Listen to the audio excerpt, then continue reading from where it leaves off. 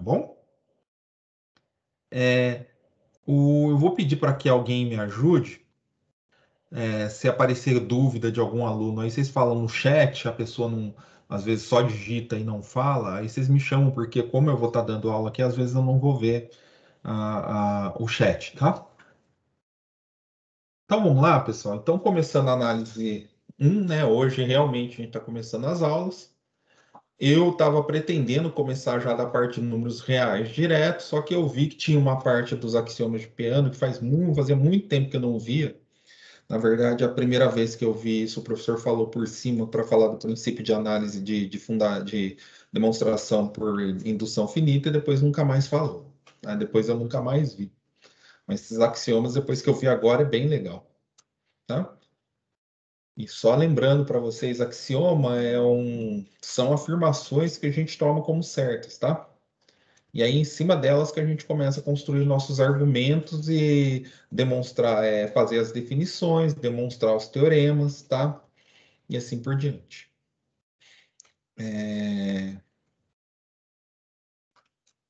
Quem fala muito bem sobre a questão de axiomática, essas coisas, é o Marcelo. Olha, então vamos lá. Não sei se estiver pequeno, vocês já me avisam. Se está bom do jeito que está, ou vocês querem que eu dê um zoom? Posso prosseguir então? Tá bom.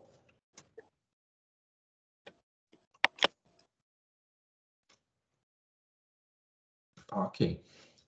Então, olha, então a gente vai começar então falando de conjuntos finitos e infinitos. No caso aqui, a gente vai estar falando ainda vai ser quase uma construção dos naturais, tá? Alisson, Oi. tem um aluno no chat que pediu para aumentar, por favor. Ok.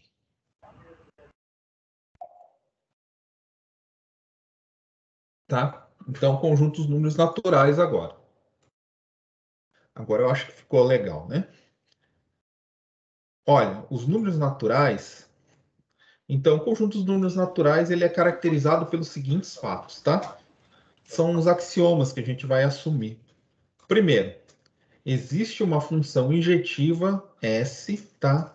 Que pega um natural e leva no conjunto dos naturais. Sai do conjunto dos naturais e vai no conjunto dos naturais. A imagem Sn de cada número natural n é chamada de sucessor, tá? Ou seja, por exemplo, quem que é o sucessor do 1? O 2. Quem que é o sucessor do 2? O 3 e assim por diante, tá? Existe um único número natural, tá? Que a gente vai chamar de 1, tal que ele não é sucessor de ninguém. Um é diferente de Sn, isso aqui está querendo dizer que ele não é sucessor de ninguém, tá? O 1 não sucede ninguém. Não tem ninguém que, se eu somo mais 1, vai dar 1, tá? Então, 1 não é sucessor de ninguém. 3. O conjunto X,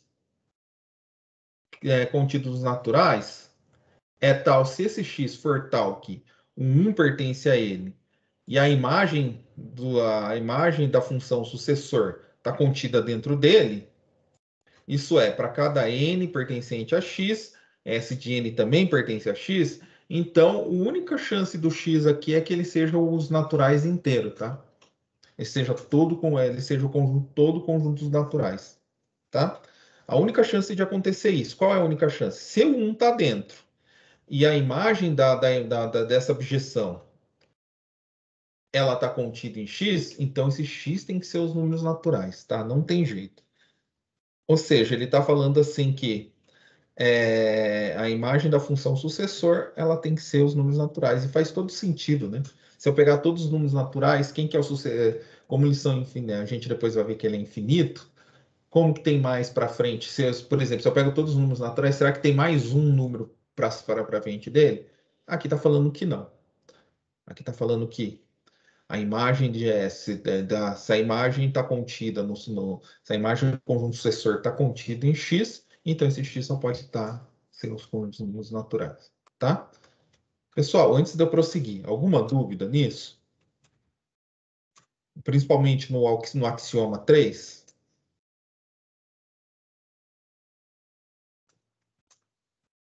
Ok. Olha, como que a gente pode, até foi mais ou menos o que eu falei para vocês, como que a gente pode interpretar essas afirmações, esses axiomas? O axioma 1, ele é equivalente ao dizer que todo número natural tem um sucessor, que ainda é um número natural. Números diferentes têm sucessores diferentes. É exatamente isso, olha. Se ela é uma objeção, se ela é uma injetiva, então todo mundo, eu passando para todo mundo aqui, aqui vai ter para cada número natural que eu pegar aqui, vai ter o sucessor dele aqui. E como ela é injetiva, o que é uma função injetiva? Se os dois pontos são diferentes, a imagem é diferente, tá? Isso é uma função injetiva. Então, quer dizer que números diferentes, naturais diferentes, têm sucessores diferentes. Outra coisa aqui, existe um único número natural, que a gente já chama de 1, né? Esse aqui, né? Que não é sucessor de nenhum número natural, que foi o que eu disse para vocês, tá? Um 1 não é sucessor de ninguém. Tá, ele não está na frente de ninguém, ele não é ele, eu não consigo obter ele aplicando a S de 1, não dá, não tem como dar, não tem como nem, não existe N tal que S de N de 1, tá? Ou seja, a gente interpreta isso, 1 não tem sucessor. Para vocês isso é óbvio também, né? E se o conjunto dos números naturais contém o 1 e contém o sucessor de cada um dos seus elementos, então esse conjunto contém todos os números naturais. Exatamente, olha. De novo, ó, se um subconjunto dos números naturais contém um, então o subconjunto dos naturais ele contém um, tá? E contém o sucessor de cada um desses números, que é isso aqui, contém o sucessor de cada um desses números. Então ele só pode conter, ele contém todos os números, então ele é o próprio do conjunto dos números naturais, tá? É assim que a gente interpreta esses axiomas. Isso tem que estar bem claro que agora vai aparecer para a gente nas demonstrações aqui, tá? Alguma dúvida?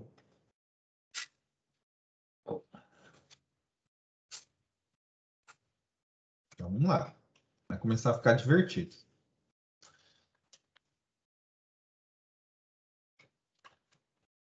Assim tá dando para ver, né, gente? Porque aqui, esse daqui, do jeito que ele tá, o slide, se eu der um zoom nele, ele vai sair para fora, a gente não vai enxergar. Quer ver? Deixa eu só fazer um teste. Ó, vai ficar ruim aqui no caso, né? Então é melhor esse sem o zoom, né? Olha, então, tendo aqui aquelas propriedades dos nossos axiomas, né? A gente, ó, aqui, ó, os axiomas se chamam esses A1, A2 e A3, são os axiomas de Peano, tá? Quem são os axiomas de Peano? Existe uma função injetiva de NN, tá? Tal, só a gente volta só para vocês verem, existe, ó, A1, existe uma função injetiva, tal que S de N também é o natural. 2, o 1 não tem sucessor. 3, se um subconjunto dos números naturais contém 1 e contém todos os sucessores dele, então esse conjunto só pode ser o N, tá? Esses são os axiomas. São os axiomas de Peano, tá? Por que que a gente toma isso como axiomas? Que a gente não consegue provar por nenhum outro, a gente não consegue colocar nenhum outro axioma que a gente consiga provar essas propriedades. Então a gente assume ela como os axiomas. Pode pensar nisso como o alicerce de uma casa. A gente faz o alicerce para poder pensar construir a casa. No nosso caso aqui vai ser o curso de análise real, né? E a construção dos números aqui. Tudo que a gente fizer vai derivar disso aqui, tá? Olha, o sucessor deste é S de 1 e assim por diante, é um número finito, com um número finito de etapas, né? Evidentemente que a gente não definiu aqui a expressão número finito, tá? Mas a gente mais ou menos subentende isso aqui é a ideia intuitiva, né? Então, o sucessor deste, S de 1, é assim por diante, com um número finito de etapas, tá? Aí tem uma coisa que vocês já aprenderam, todo mundo que está fazendo as disciplinas aqui já aprendeu, que é o princípio de indução finita, tá? Esse princípio de indução ele é baseado nos axiomas de Peano, tá? Vocês nunca viram a demonstração dele, porque geralmente a demonstração do princípio de indução finita é feita num curso chamado Introdução à Teoria dos Conjuntos, tá? É uma optativa nossa e gasta bastante tempo para fazer isso, tá? Isso no caso do bacharelado. No caso da licenciatura, não necessariamente vale a pena ver isso, porque é uma disciplina um pouco pesada, tá? Mas para curiosidade, né? Mas enfim, o princípio de indução serve como base para o método de demonstração dos teoremas, claro, né? Sobre os números naturais, e é conhecido como método de indução ou método de indução finita, né? Ou seja, como ele funciona? Se uma propriedade P é válida para 1, e supondo que P vale para N, então B vale para o sucessor de N. Tá? É assim que a gente interpreta o princípio de indução, gente. Para quem lembra que vocês apresentaram como que é, o professor supõe que vale, mostra que vale para 1, supõe que vale para N, mostra para N mais 1. N mais 1 é sucessor. Tá? A gente pode interpretar o princípio de indução finita assim. Se vale para 1 e vale para N, se eu conseguir mostrar que vale para o sucessor de N, então vale para todos os números naturais. Tá? Esse é um princípio de indução finita. Tá? Por exemplo, como que eu uso esse princípio de indução finita para poder fazer as demonstrações? Tá?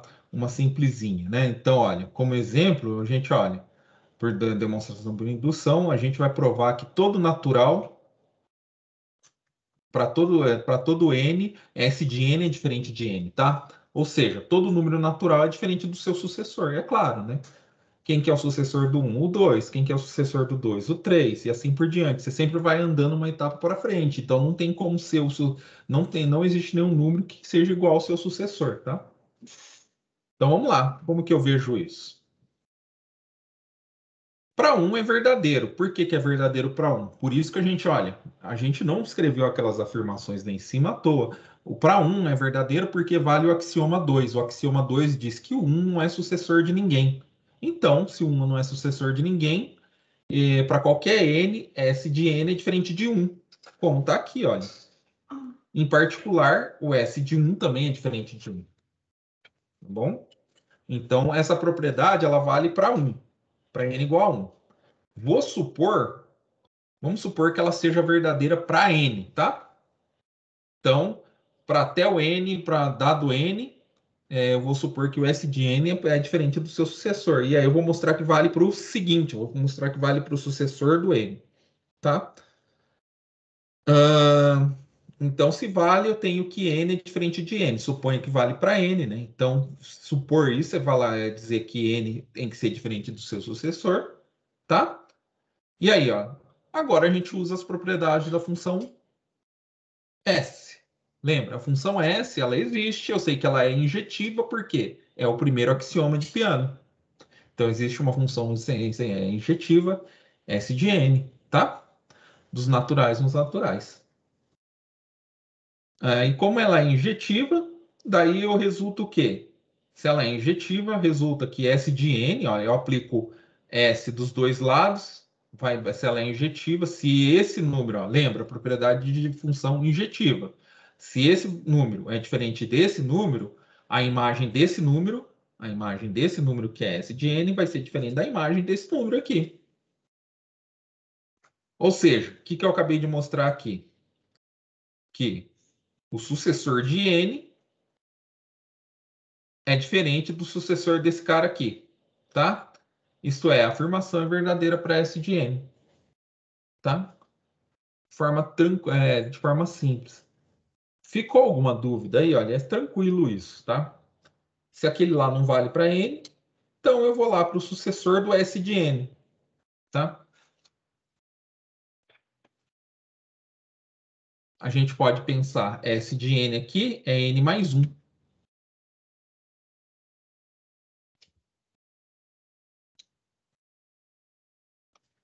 S de n é n mais 1, se a gente quiser escrever para vocês entenderem, S de n é n mais 1.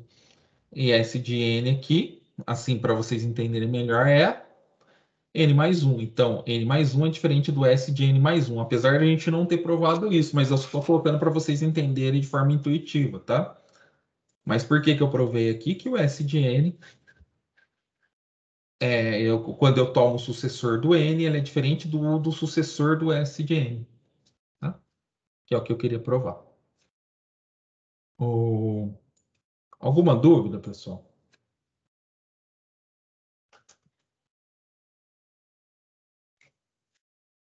Uhum. Vamos lá. Então, gente, no conjunto dos números naturais, eu tenho as duas operações que a gente já conhece, né? Que são as operações usuais, uma operação de adição, tá? Que é isso daqui, quem fez as estruturas algébricas comigo, eu sempre falo. Por exemplo, quem fez estruturas algébricas comigo, se eu não me engano, a Lara fez, a Luciana fez, o Marcelo fez, eu acho que a Laiane fez, eu não lembro se a Luciane fez, tá? Mas tem bastante gente. A gente fala das operações lá, tá? E aí, então, eu pego o que é a adição dos números naturais? Então, eu pego um par ordenado de números naturais, né? O M e o N, e faço a soma dele, que eu faço M mais N. E a multiplicação, eu pego dois números naturais, M e N, e faço o produto M vezes N. Essas operações elas são caracterizadas pelas seguintes identidades, né? O sucessor de M, como eu disse para vocês, é o M mais 1. Tá? Se eu fizer M mais o sucessor de N, isso aqui, na verdade, é o sucessor de M mais N. Tá? Isso é, o que eu estou querendo dizer aqui? Que, olha, M mais o sucessor de N, que é N mais 1, é igual a M mais N mais 1. Tranquilamente, é tranquilo, né? Se eu fizer M vezes 1, tá? O 1 ele funciona como elemento neutro do produto. Então, M vezes 1 é M, tá? E M vezes N mais 1 é M vezes N mais M, ou seja, vale a distributiva, tá? De outra forma, a gente pode ver isso é que se eu somar 1 a M, significa que eu vou tomar o sucessor de M, que é isso que a primeira parte está dizendo. Se já conhecemos a segunda parte, essa daqui, ela diz o seguinte: se eu conheço a soma M mais M, também a gente consegue conhecer a soma M mais N mais 1, tá? Que é o sucessor de M mais N. E quanto à multiplicação, o 1 não altera o número, isso quer dizer que o 1 é o elemento neutro do produto, tá? E se conhecemos o produto M vezes N mais 1 é M vezes N mais M. A demonstração de existência, aqui a gente não vai fazer isso, em geral é feita nas disciplinas de álgebra, tá? A demonstração da existência dessas operações, tá? Então a gente não vai fazer aqui que não é foco do curso, tá bom? A operação de soma e produto, como todo mundo já também sabe, ela é associativa, né? Ou seja, o que é associatividade, gente? É fazer M mais N mais um P. Eu posso primeiro somar N mais P e depois somar com M, tá? E a multiplicação é a mesma coisa. Se eu multiplicar M vezes N vezes P, eu posso primeiro multiplicar M vezes N e depois multiplicar o P. Isso é associatividade. O produto é distributivo com relação à soma, tá? Ou seja, eu posso aplicar a distributividade aqui, M vezes N mais P é N vezes M mais M vezes P, tá? E ela é comutativa. A soma é comutativa. O que quero dizer com isso? M mais N é igual a N mais M. A gente pode trocar de lugar. E o produto também é comutativo, tá? M vezes N é N vezes M. Tá? E tem a lei do cancelamento. Ele escreveu a lei do corte ou a lei do cancelamento. Se eu tenho, olha, M mais N e M mais P, o que a gente geralmente faz aqui, pessoal? A gente fala, joga de um lado, joga para o outro, cancela M com M, fica N igual a P. Tá? É exatamente isso, é a regra da lei do cancelamento. Vale a lei do cancelamento para soma E vale a lei de cancelamento do produto. Por que que vale a lei de cancelamento do produto? Aqui a gente, não sei se vocês observaram, o zero não está fazendo parte dos números naturais aqui, tá? A gente está trabalhando 1, 2, 3, 4. Os números naturais para a gente é 1, 2, o 3, o 4 e assim por diante, tá?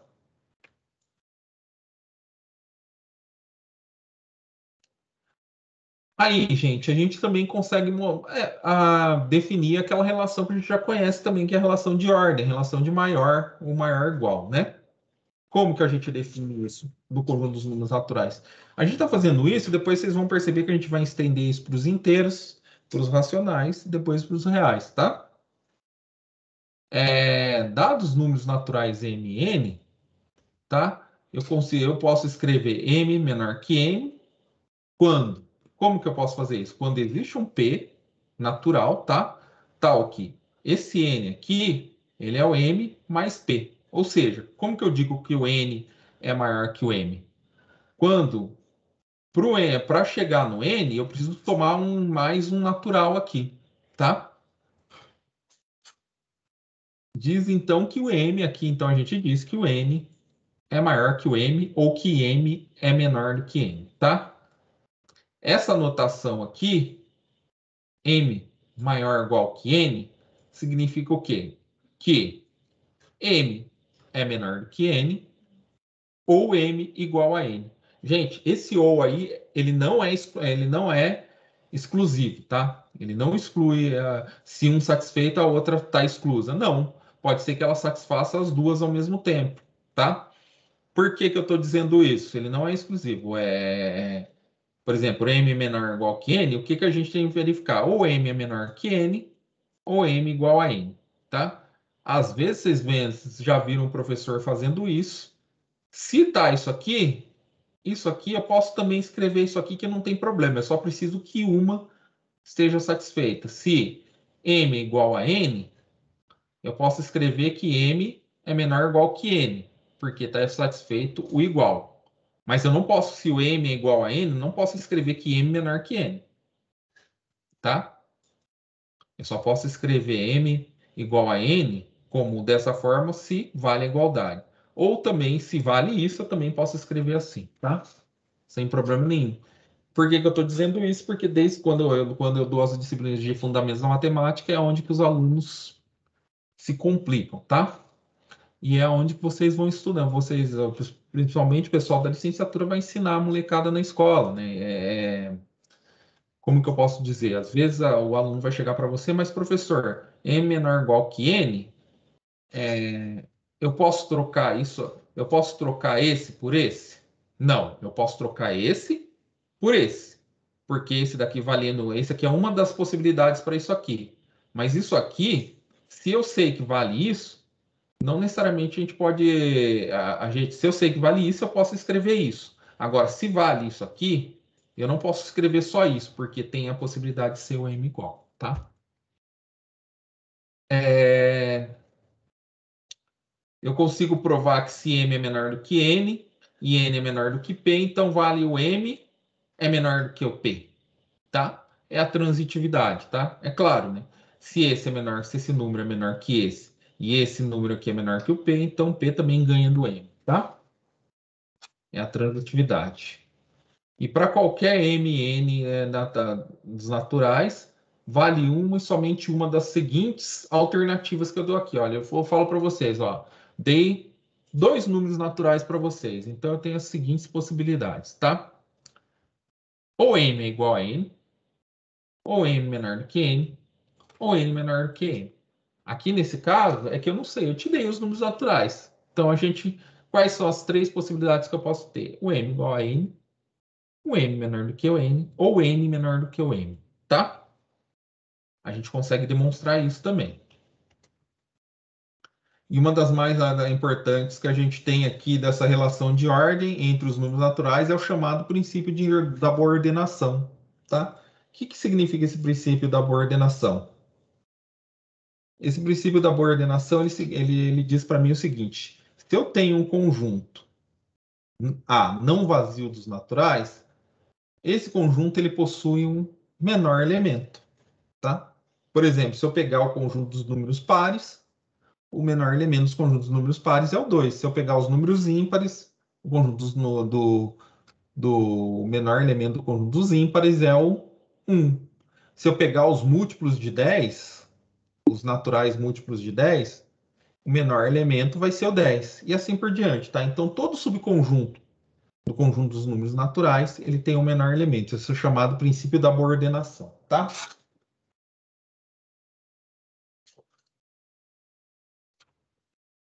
Aí, como que a gente lê? Olha, todo conjunto não vazio A, contido nos números naturais, possui um menor elemento, isto é, um elemento n0 pertencente a A, tal que n0 é menor ou igual que n, para todo n pertencente a A, ou seja, o menor elemento, tá?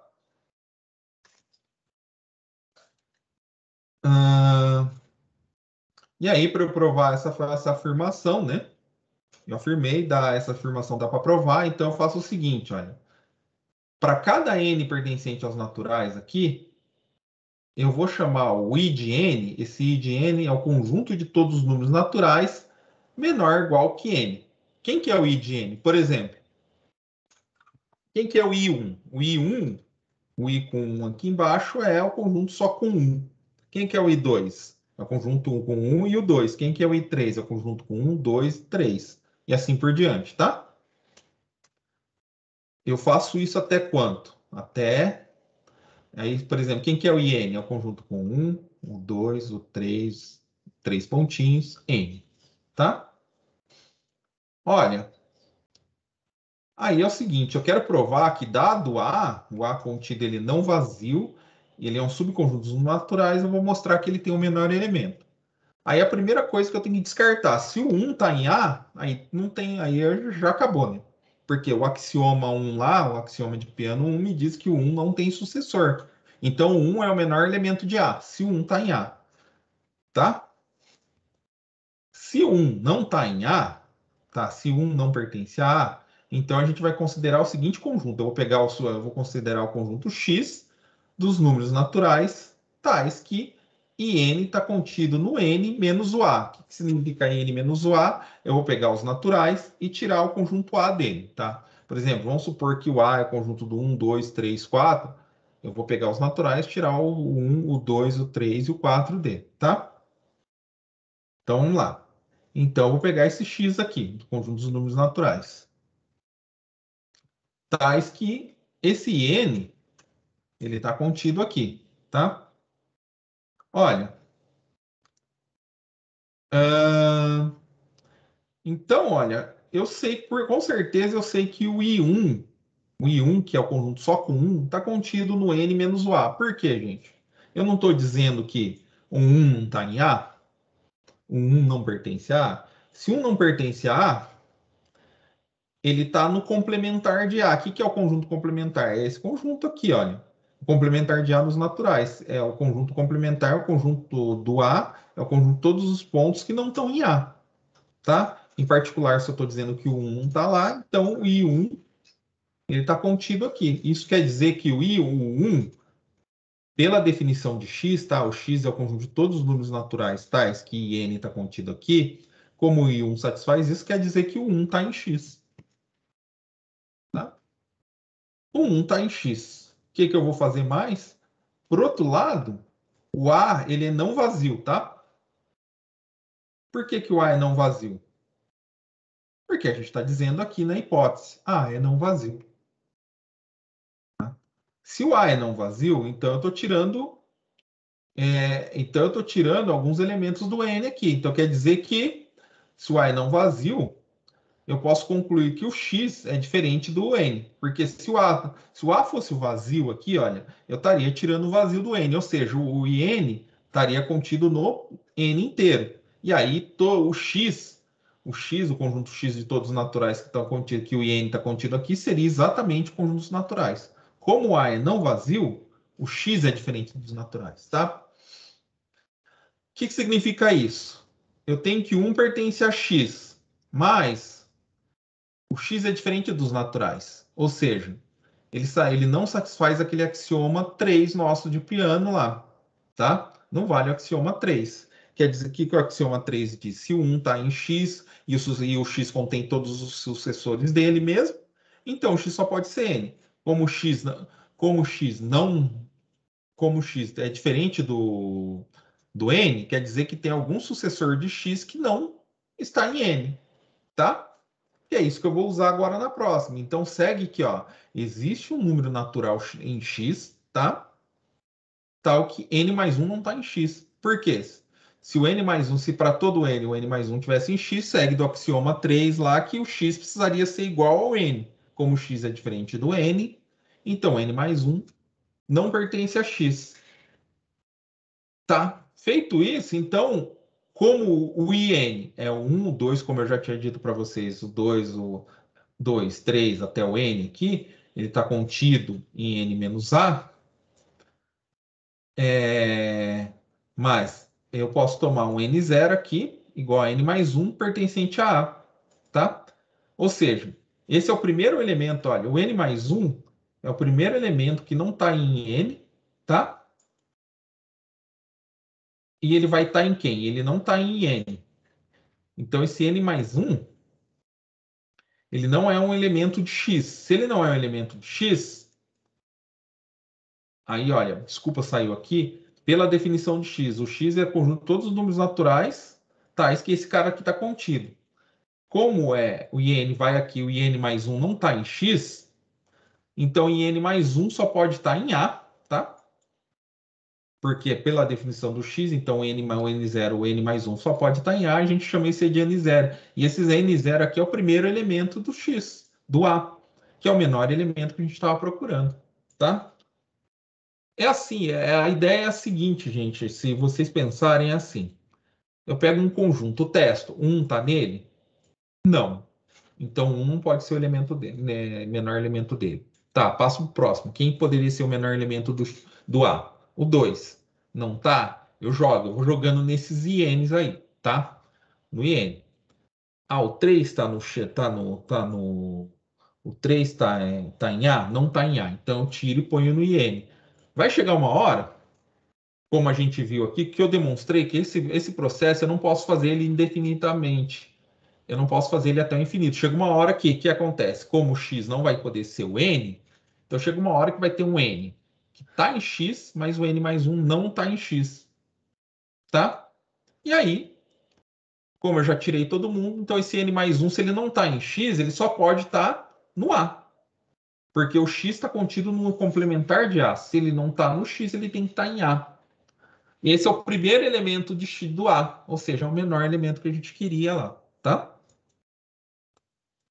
Então, esse N0 aqui, aí está provado o princípio da boa ordenação para a gente aqui. Ou seja, o que eu tenho que pegar daqui? Que todo subconjunto dos números naturais tem um elemento, tem um menor elemento, tá? Isso a gente usa bastante, vocês já usaram bastante. Eu, quando dou estruturas algébricas, aparece isso aqui, aparece várias vezes ali para a gente usar, tá? Provavelmente ITN, geralmente a Wanda que dá ITN, né, ou a Eva, elas acabam falando também, tá? Pessoal, alguma dúvida?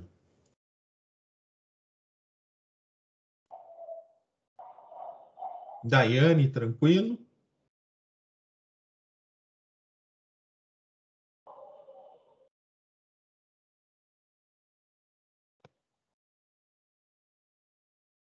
Ah, ok. Eduarda, de boa.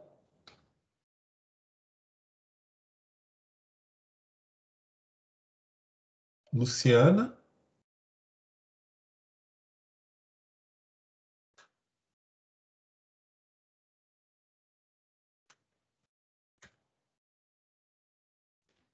Tá tranquilo por enquanto.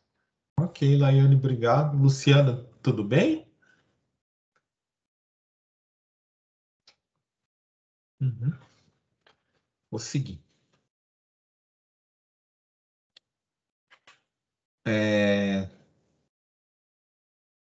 Então a gente vai falando, depois de a gente ter feito toda essa introdução, a gente então vai começar a falar dos conjuntos finitos ali, dos números naturais finitos, tá? Então o que vai ser um conjunto finito, tá? A gente vai continuar usando a notação IN, né? O IN é o conjunto de todos os números naturais, tal que esses números são menores que n, tá? Aí eu vou dizer como que eu defino o conjunto finito. O conjunto, se diz finito se ele é vazio, então o conjunto vazio é finito, tá? Ou então, existe o n pertencente aos naturais, tal que, em uma abjeção f de i de n, né, desse aqui, em f de x. Ou seja, o que é uma abjeção? Uma abjeção é uma função que é injetora e sobreinjetora ao mesmo tempo. Ou seja, a parte da abjeção, da injeção, né, dela ser injetora, quer dizer que cada elemento do x está ligado a um único elemento do in, tá? Aí você pode me falar, cada elemento de in, né, está ligado a um elemento de x, a um único elemento de x. Aí, qual seria o problema para a gente ali? Pode ser que tenha elementos de x que ficaram de fora. Não fica porque aí aí por isso que usa a parte dela ser sobrejetora. Ela ser sobrejetora quer dizer que a imagem é igual ao contradomínio. Então, todos os pontos de x estão sendo alcançados, tá? Se eu consigo isso, eu digo que o x, olha, como esse daqui a gente já sabe que é finito por definição, né? Esse aqui, o x também vai ser finito. Ou seja, um conjunto finito é um conjunto que está em bijeção com o conjunto IN, tá? Então, x é finito se existe um n tal que f, essa aqui é uma bijeção, né? E aí a gente pode escrever assim, x1 igual a f de 1, x2 igual a f de 2, xn igual a f de n. E aí a gente vai ter que o x é o x1, x2 até xn, tá? A gente enumerou dessa forma. Existe só essas bijeções assim, eu poderia definir existe só uma bijeção que faz isso? Não, pode existir n fatoriais bijeções, tá? Nesse caso aqui.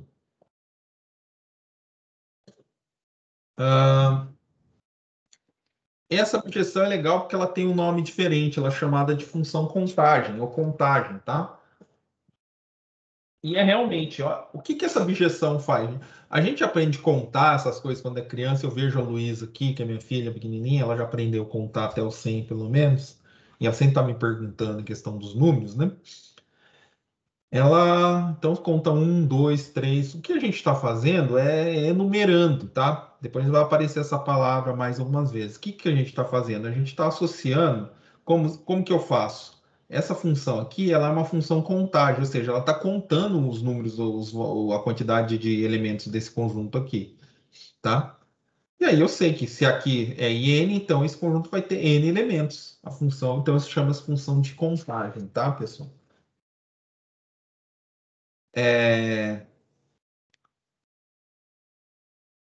E aí, o número n é chamado de número de elementos do meu conjunto x, tá? Então, esse nzinho aqui, ele vai ser o número de elementos de x. Então, o x tem n elementos, tá?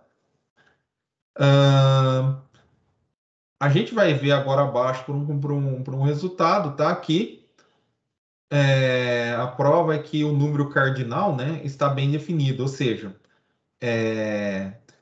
essa quantidade, né, de n elementos não vai depender da abjeção que eu vou pegar, porque qualquer abjeção daqui a aqui ela vai me dar que o x vai ter n elementos. Não depende da função que eu estou pegando aqui, tá? Isso é importante, porque imagina se eu tivesse uma função que me desse n elementos aqui, outra que me desse n menos 1, ou n mais menos 2, ou n mais 1, aí ficaria estranho. Não. Independente da objeção que eu pego aqui, a gente sempre vai ter esse conjunto com n elementos, tá? Vamos lá, então. Então, teorema 1, tá? O teorema 1 nosso, ele vai dizer o seguinte, olha. Se A é um subconjunto próprio de IN.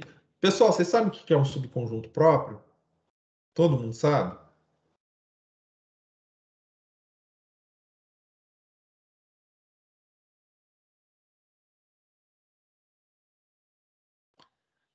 Todo mundo sabe o que é um subconjunto próprio?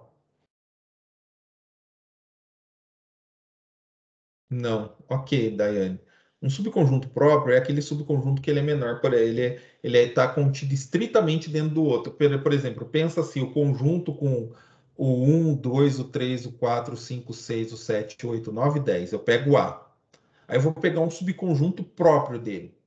Um subconjunto próprio seria o conjunto com o 1 e o 2. Ele está contido lá dentro, mas ele não é o conjunto todo. Toda vez que acontece isso, eu digo que o meu subconjunto é próprio. Ou seja, ele não é o todo, tá? Por que eu estou falando isso? Porque quando a gente fala um subconjunto, a gente tem que, se a gente precisa que ele seja próprio, ou seja, que ele seja um subconjunto que está ali dentro, mas não é o todo, a gente precisa especificar isso. Por quê? Porque pode acontecer um conjunto é subconjunto dele mesmo, tá? Vocês aprenderam lá de Fundamentos, um subconjunto é conjunto dele mesmo, tá? Eu vou só escrever no slide aqui para vocês verem, vou riscar o slide. Ó, se eu tenho conjunto A, que é conjunto com aqui, um subconjunto próprio desse A aqui, se ele me deixar escrever, né? Ah, não acredito. Só um instante, eu vou ter que compartilhar de novo, tá?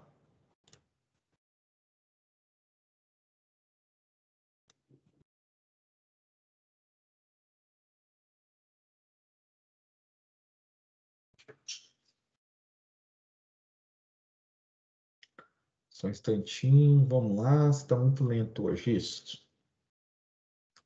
Por exemplo, um subconjunto A. Dá para fazer por diagrama, né? Só ele parar de mexer aqui. Se eu fizer esse daqui for meu subconjunto A, se eu for o A, e eu pego um B aqui, B é um subconjunto de A, e ele é próprio, porque ele não é todo A, tá? E a gente sabe que A ou B está contido em A, tá? E ele não é igual a A. Mas a gente sabe da teoria dos conjuntos, todo mundo, isso aqui é certo também. Olha, A está contido em A, tá? O A está contido nele mesmo, né? Qual que é a diferença daqui para cá? É que o B está contido, mas o B é um subconjunto próprio, ele não é todo. Mas o A não é próprio dele mesmo, tá? Daiane, ficou mais claro? Se quiser, eu explico de outra forma. A gente pode fazer mais desenhinhos aqui.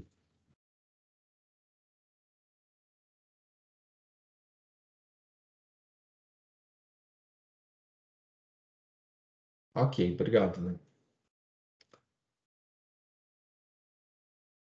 Pessoal, se vocês quiserem se manifestar pelo microfone, também é tranquilo, tá? Então, vamos lá. Então, olha, se A é um subconjunto próprio de N, não pode existir nenhuma objeção de F de A em N. Ou seja, gente, o que quer dizer aqui? Se o B é próprio, o B não tem a mesma quantidade de elementos do A.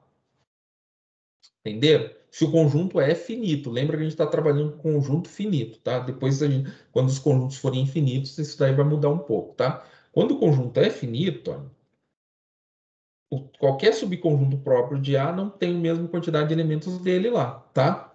Ou seja, aqui que eu estou querendo dizer é o seguinte: se A é um subconjunto próprio do IN, então não pode existir nenhuma objeção de A em IN, tá? Isso parece óbvio, mas a gente tem que demonstrar isso e vai ser útil para tudo que a gente vai fazer aqui.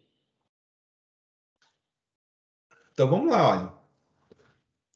Bom, geralmente esse tipo de coisa assim já é uma demonstração por absurdo, né? Então não existe uma objeção. Vamos supor que existe. Vamos supor que o teorema seja falso. Ou seja, vamos supor que eu consigo encontrar. Aqui está falando para nenhum n, tá?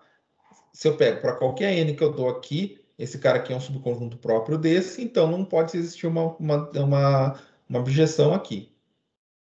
O que é negar isso? Que quer falar que o teorema é falso? Quer dizer que pelo menos existe pelo menos um n0, tá natural. E a gente pode assumir ele como menor natural, para a qual existe um subconjunto A aqui e uma objeção aqui. Por que a gente pode fazer isso, gente? Porque assim,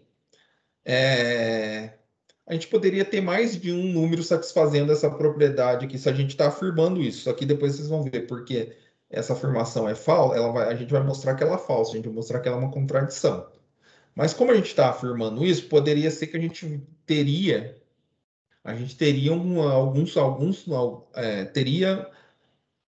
alguns N's satisfazendo isso. Aí eu vou pegar o N0 como sendo um desses N satisfazendo, satisfazendo a propriedade que contraria o teorema, e além disso, esse N0 é o menor natural com essa propriedade. Qual a propriedade? De A está contido propriamente dentro dele e ter uma objeção aqui, tá? Então vamos lá. Primeira coisa, gente, se eu estou falando que o A está contido propriamente aqui, a gente já sabe de uma coisa do N0. O N0 não pode ser 1. Por quê, gente? Se o N0 fosse 1, e a gente sabe que o A é um subconjunto não vazio, tá? Então o A também não teria como. O A não teria como ser um subconjunto próprio, se ele não é vazio. Porque o I de 1 aqui só tem um elemento, que é o 1, e o A contido ali dentro dele, como eu sei que o A tem pelo menos um elemento, não seria contido de forma própria, tá? Ou seja, então N tem que ser maior que 1. Bom, outra coisa, para cada A que eu pego dentro do Azão, A pequeno, tal que f de A é igual a N0. Então, seja esse A aqui, tal que f de A seja N0. Por que eu posso dizer isso? Porque eu estou dizendo que isso é uma objeção. Se ela é uma objeção, em particular, ela é sobrejetora. Então, dado um elemento daqui, eu consegui encontrar um elemento no domínio da função tal que f de A é igual a N0. Ok? Feito isso, então, o que eu vou fazer agora? A restrição de f. Então, eu vou fazer o seguinte, pegar esse A e vou tirar ele do Azão grande. Eu vou pegar o conjunto unitário A e tirar do Azão grande. E eu vou pegar a função restrição da função f. Eu vou restringir a f a esse subconjunto, tá? A f está definida para todo A. Eu vou restringir ela aqui, tá? E aí, gente, como aqui é uma inclusão própria, é claro que se eu tirar o A daqui, vai ser uma inclusão própria de um N0 menos 1, tá? E aí eu vou ter que essa função aqui, a restrição dessa função a esse conjunto, ela será uma abjeção daqui, tá? Uma abjeção, deixa eu escrever aqui. Ó, o que eu fui? Eu sei que o A existe. Então eu vou pegar aqui, eu vou definir a função restrição. Aqui, ruim de ficar escrevendo slide é isso, às vezes ele não deixa, tá? Eu vou escrever G, G é a função, G é a função f restrita ao A menos o conjunto unitário Azinho, tá? De novo, eu vou ter que depois já compartilhar. Às vezes acontece isso, pessoal. Eu estou tentando, às vezes, economizar para a gente não ficar indo para a lousa toda hora. Tentando economizar, mas isso talvez não seja uma boa, porque ele fica saindo toda hora, não fica deixando escrever. Vamos lá, voltar aqui do slide atual. Tá, olha aqui. Essa G vai ser a função restrição.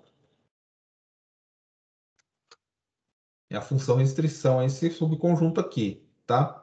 Então, o que está fazendo? O que é a função restrição? É a função que sai daqui, A menos A. E está chegando no... Aqui, olha. O A é o cara que chega no IN0, tá? O A é o cara que chega no IN0. Então, essa daqui, a função restrição, vai ser uma função, vai ser uma abjeção desse conjunto no IN0 menos 1, tá? Eu diminuo ele para cá. Tá? Por que eu posso fazer isso? Porque assim, se eu estou tirando A, eu estou tirando o N0 daqui, olha. Tá? Eu não vou alcançar o N0 aqui. Então, o N0 não está aqui. O que sobrou? Sobrou todos os números aqui para chegar aqui, todos os números até N0 menos 1. Porque o N0, como eu estou tirando o A, eu estou tirando o N0 daqui. Tá? Então, isso aqui, se a F era uma abjeção daqui a aqui, a restrição é uma abjeção também. Tá? Então, ela é abjetora. E qual é o problema de ser isso? Tá? Por isso que eu usei aqui como sendo o N0 o menor natural para o qual A está contido em N0 e F aqui é uma objeção. Ele é o menor natural que satisfaz isso. Só que o que acontece? Eu tenho uma contradição se eu fizer isso. Qual é a contradição? Porque se eu fizer isso, pela argumentação que eu fiz aqui, eu consigo pegar eu consigo pegar o N0 menos 1, ele vai ser menor do que o N0 e vai satisfazer a mesma propriedade. Não pode, porque eu estou impondo que o N0 é o menor. Quem que me permite impor isso? O princípio da boa ordenação. Por isso que a gente vai sempre usar ele, tá? Então eu caí numa contradição.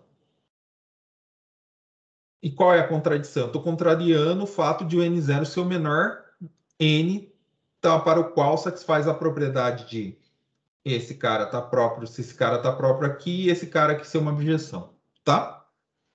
Então, qual é a conclusão? Se eu não posso fazer isso, se o teorema, se não existe esse N0, então para qualquer N pertencente aos naturais, e há um subconjunto próprio aqui, não existe uma objeção de F de A em de N, tá? Alguma dúvida, pessoal?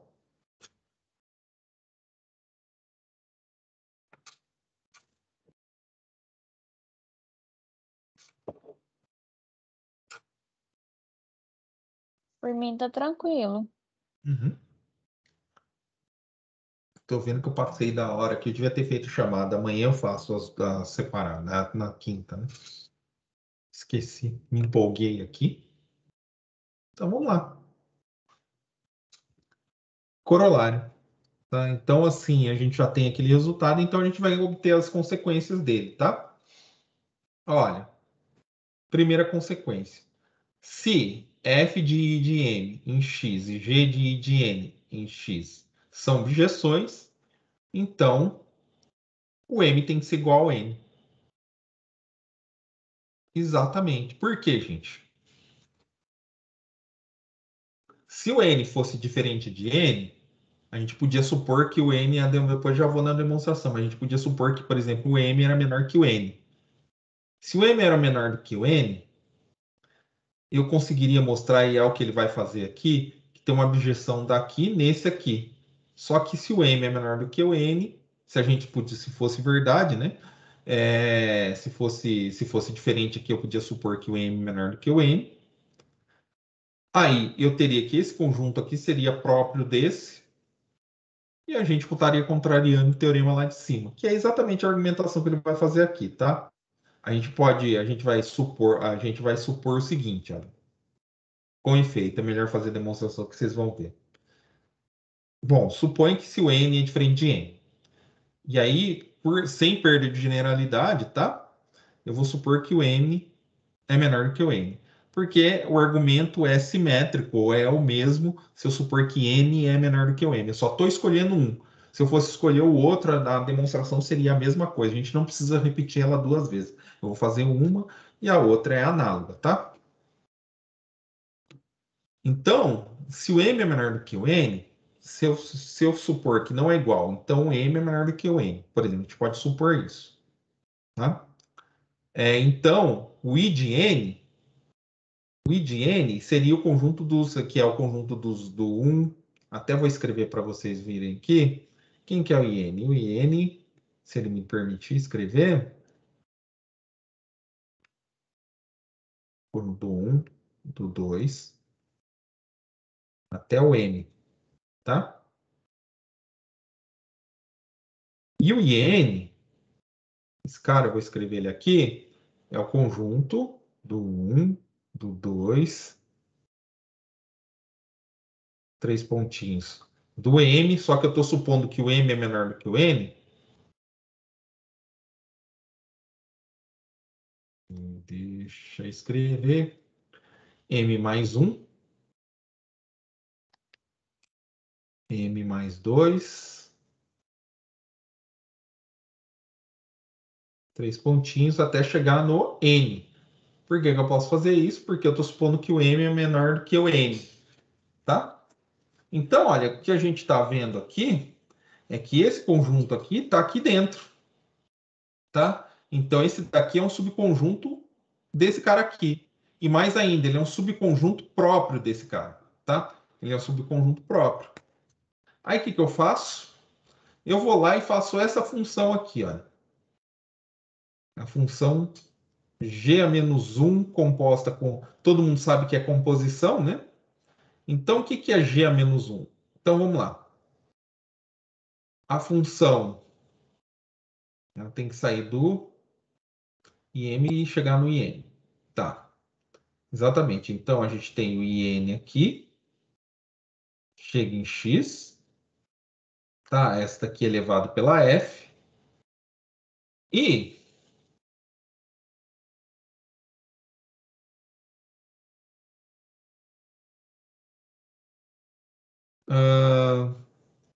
E o que eu tenho aqui?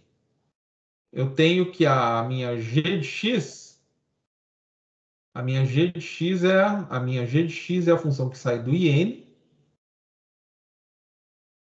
a f é do IM, a do IN é a g de x, tá? Isso aqui é elevado pela g. Então, como que fica composta? G de g a menos 1 composta com a f. Então, eu primeiro mando a f, então eu tô a f, pega, o que ela faz? Ela sai do IM, chega em x. E a g menos 1? A g da menos 1, a g a menos 1 é a inversa da g. O que ela faz? Ela volta para trás. Ela é inversa. Por que existe essa inversa? Porque a g é uma objeção. Então, a g a menos 1, ela faz assim. A g a menos 1, ela sai do x e chega no IN. Tá? Aí, essa é uma objeção. E essa daqui é uma objeção composta de funções bijetoras. É uma função bijetora, tá, gente? Composta de funções bijetoras é uma função bijetora. Bom, se é composta de função bijetora é uma bijetora, então quer dizer que eu tenho uma bijeção daqui a aqui. Só que esse conjunto aqui é próprio desse. Lembra? Olha, eu desenhei, olha, ele vai até o M, olha, isso aqui só vai até o M, esse aqui pega ainda mais cara para frente aqui. Então esse aqui está contido propriamente dentro desse. E se isso aqui, se a F for uma bijeção e isso daqui são bijeções, então isso aqui é uma bijeção. E aí eu estaria. E aí eu tenho uma contradição. Por quê? Contraria o resultado do problema do teorema 1. O que o teorema 1 diz? Que se o A é um subconjunto próprio do IN, então não pode existir uma bijeção de A e N. Acabei de mostrar aqui que tem uma bijeção. Qual que é o problema? O que está me fazendo ter essa contradição?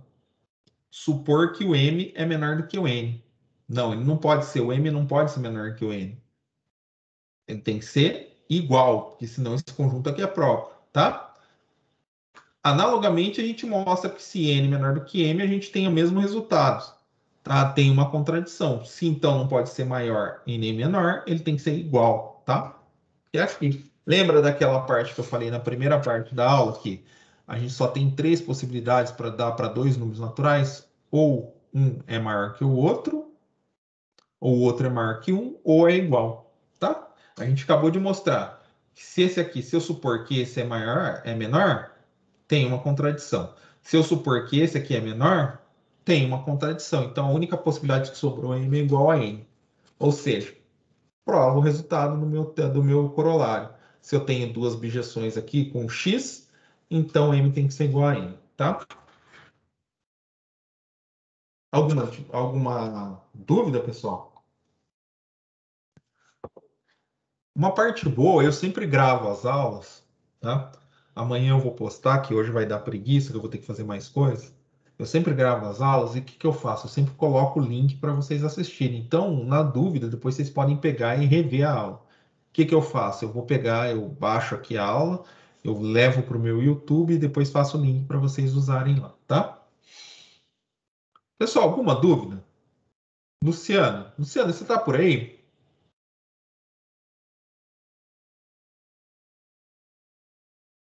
Seu microfone não está legal?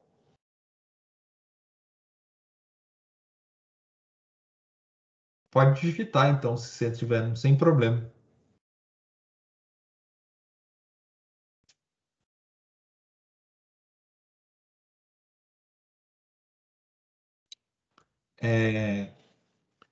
Então, depois você pode se manifestar no chat, Luciano. Se não, você, no WhatsApp, estiver dando algum problema, que o Teams às vezes vive dando problema, tá? Eu vou chamando vocês aí só para saber se vocês estão aí, se vocês estão entendendo, tá, pessoal? A gente vai de boa, tá? Ó, vamos lá. Corolário 2. E esse aqui é um pouquinho mais chato de entender, mas é no mesmo espírito, tá? O que acontece?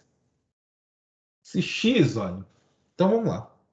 Se x é um conjunto finito, uma aplicação f de x e x é injetiva, C e somente C ela é sobrejetiva. Então, o que é isso aqui, gente? Se eu tenho um conjunto finito, tá? De números naturais, e tenho uma aplicação de x em x, ela vai ser injetiva se e somente se ela é sobrejetora, tá? Se é finito. Quando é infinito, a gente isso aqui não vale, mas se ele é finito, isso vale, tá? Então a gente vai demonstrar isso. Então, vamos lá, olha, com efeito. Se o x é finito, a gente sabe lá se o x é finito, eu sei que ele é, por definição, o que é um conjunto finito? Por definição, existe uma abjeção, tá? De um conjunto do IN, que é o conjunto 1, 2, 3 até N, ao X. Isso aqui é por definição, existe essa abjeção, tá? Aí, eu vou supor, aí se a aplicação, essa aplicação for injetiva ou sobrejetiva, ela é injetiva ou sobrejetiva, se e somente se isso aqui é injetiva ou sobrejetiva. Isso não precisa fazer muita coisa, porque, olha, quando a gente mostra, lembra que eu falei para vocês que composta de bijeção é bijeção? Exatamente. E aí, composta de duas funções injetora também é função injetora. Então, o que acontece? Olha, a F é injetora.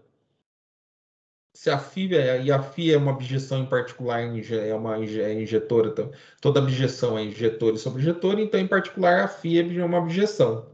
Então, F composta com a Φ é uma abjeção, é uma injeção. Em particular, a inversa da Φ, se a Φ é injetora, a inversa da Φ é injetora também, tá? Então, estou compondo injetora com injetora com injetora. É uma função injetora. Então, essa daqui também é. Se essa for injetora, essa composição também é. E se essa daqui, mesma coisa, composta de sobrejetoras, também é sobrejetora, tá? É o mesmo raciocínio, tá bom? Então, a gente pode considerar, então, se isso aqui é verdade, vamos considerar a F como sendo vamos considerar F como saindo de IN chegando em IN, tá? A gente vai fazer, em vez de fazer para o caso inteiro X, a gente vai fazer para o caso de IN como IN. Por quê? Por quê? Por que eu posso só resolver nesse caso e não preciso resolver para esse caso geral? Porque o caso geral basta eu observar isso. Essa é sobrejetora ou injetora, sei somente se essa é injetora e sobrejetora, tá? Ou seja, eu só monto essa função, faço para ela e vai valer para essa. Tá? Então, em particular, a gente não precisa fazer para o x qualquer, a gente já faz para esse daqui que é conhecido, tá? Esse é o motivo, tá? Pelo fato disso aqui, de ter essa implicação, essa equivalência aqui, olha, isso aqui é F sem injetor e sobrejetor é equivalente a isso sem injetor e sobrejetor, tá? Como vale isso, a gente pode considerar o IN só como sendo o X como sendo um IN da vida, tá? Então vamos lá. Então vamos supor, então eu vou supor que se F daqui aqui ela é injetiva, tá? Agora a gente vai mostrar que se essa daqui é injetora, essa aqui é injetora, se e somente se ela vai ser sobrejetora, tá? Então vou supor que ela é injetiva. Se ela é injetiva, toda função injetiva é uma abjeção sobre sua imagem. O que eu quero dizer com isso? Se eu tenho F de N e de N, tá? Ela é injetora, eu posso tomar como sendo aqui, olha, eu posso tomar aqui como sendo A sendo a imagem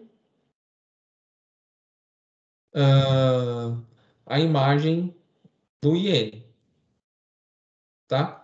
O A está contido, esse A aqui, ó, ele está contido em iene, tá? Eu estou supondo que a minha função é injetora. E aí, gente, só fazendo o diagrama de Venn lá, para vocês que eu posso ter esse caso aqui, por exemplo.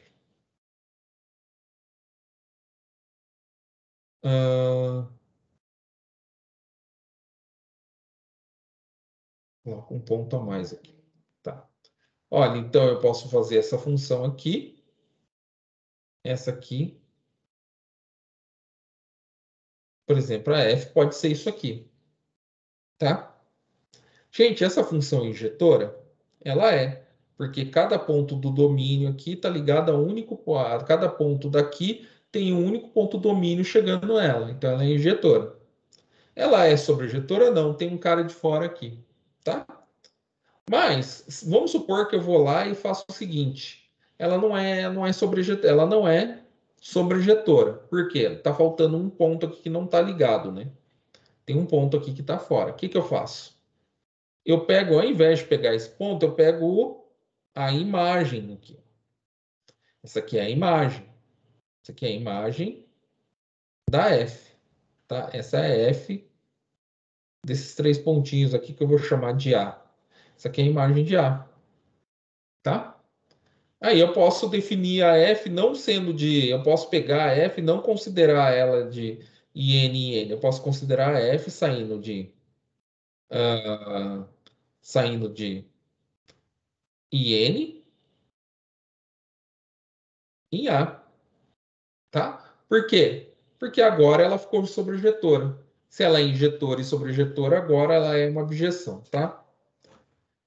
Eu vou ter que usar esse argumento. Então, olha, se eu pegar f de n e n, f é injetivo, então eu posso colocar, eu vou chamar de A, imagem de n, e aí eu vou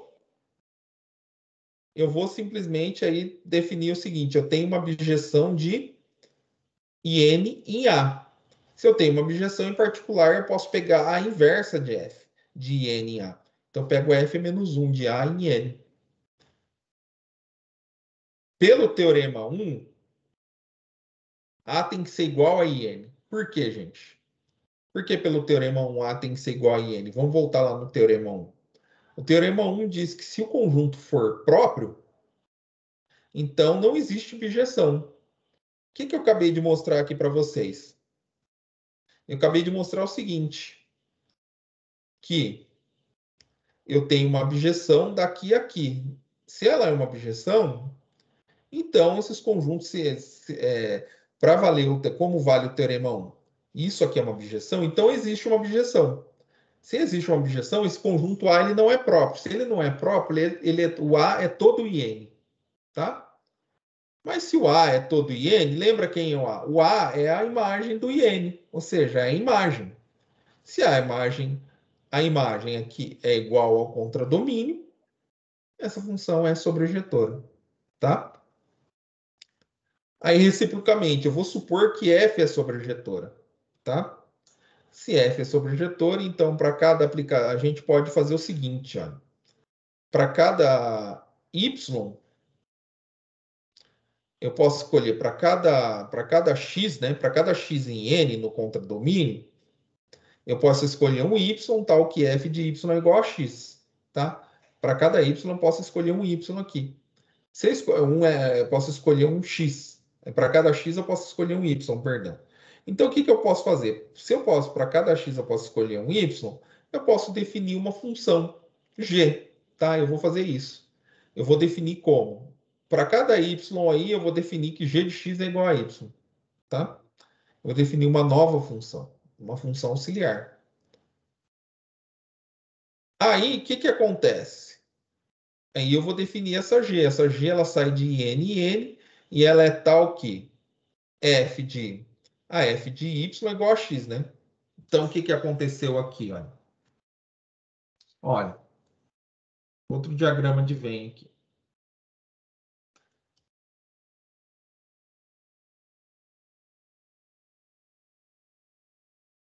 poderia acontecer isso aqui, tá? Eu tenho uma função f que ela faz isso. Aqui, esse outro aqui vai aqui. Qual é o problema dela? A princípio ela não é injetora, mas eu posso fazer assim, ó. Eu posso pegar para cada, como ela, mas ela é sobrejetora. Então, para cada ponto aqui, olha, para cada x aqui, x que eu pego aqui, eu tenho um y chegando nele, ó. Tem um y chegando aqui. Então, eu posso fazer, para cada x, eu tenho um y tal que f de y é igual a x. Aí, o que eu faço? Eu vou lá e redefino uma função g.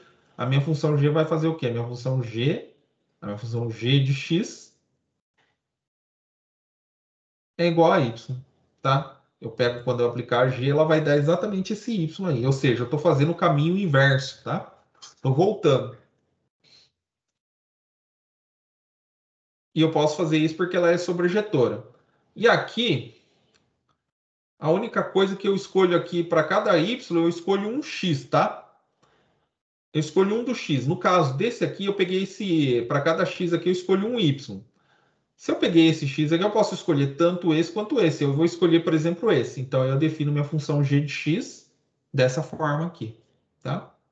Feito isso, o que acontece? A minha g, ela está pegando o x que está no IN, tá? Então, ela está saindo do IN. E está fazendo o g de x, ela pega o y. Esse y aqui, como a f é sobrejetora, ele está em N domínio. Aqui. E N domínio. Cadê? Aqui. O x está aqui e o y está aqui. Então, está no N domínio. Então, ela chega de N em N. E aí, e para cada g de x, ela faz isso. Aí, quando eu fizer isso, olha, g a f da g de x. Calcula a f nela aqui, ó, na f de g de x. O que vai acontecer? A f de g de x é a f de y. Mas a f de y a gente já sabe que é x. Tá? Bom, então a gente tem uma equação aqui. Tá? Aí, o que acontece? Provei isso aqui para todo x em n. Então, olha, da maneira que eu construí, olha, a g de x, da maneira que eu construí ela, ela é injetora, tá? Como ela satisfaz isso aqui? Ela é injetora, tá? Como ela é injetora, o que eu tinha provado antes? Se a função é injetora, eu mostrei que ela era sobrejetora, foi o argumento que eu fiz antes. Eu acabei de construir aqui para G, mostrei que a G ela é se a G satisfaz isso, ela é injetora. Aí, pelo que eu tinha já feito antes, ela vai ser sobrejetora.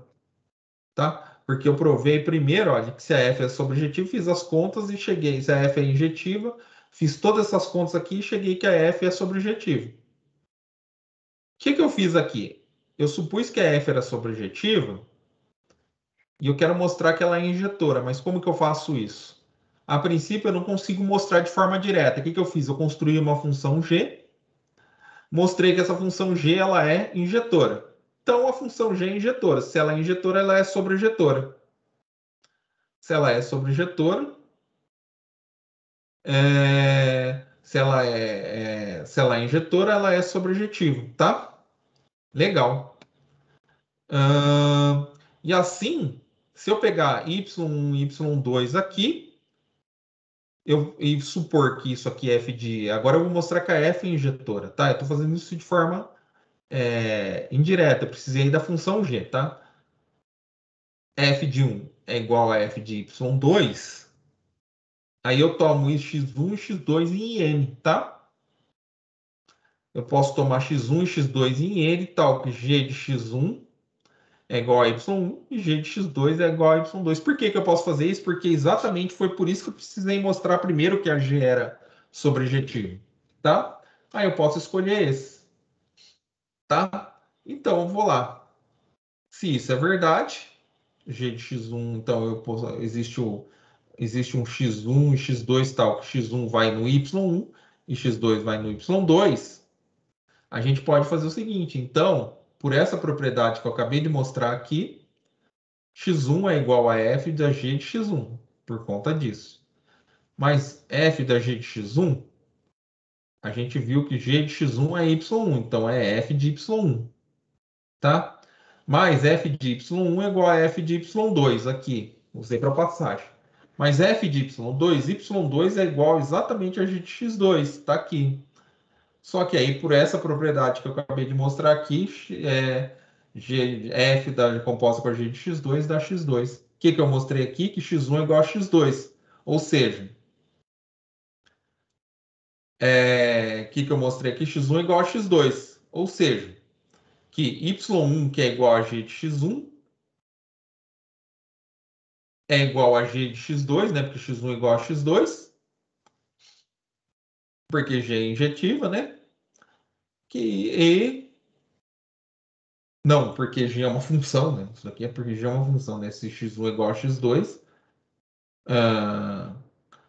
então y1 que é igual a g de x1, g de x1 é igual a g de x2 e g de x2 é igual a y2. Ou seja, se f de y1 é igual a f de y2, y1 é igual a y2, e aí eu tenho que a f é injetiva, tá? E eu termino a aula aqui, porque já deu tempo, tá? Deixa eu fazer a chamada. Pessoal, alguma dúvida enquanto eu vou fazendo a chamada? Vou parar de gravar. Não, tá, agora tô tranquilo. Ok. Professor, a dúvida vai vir na hora das atividades. Ah, tá.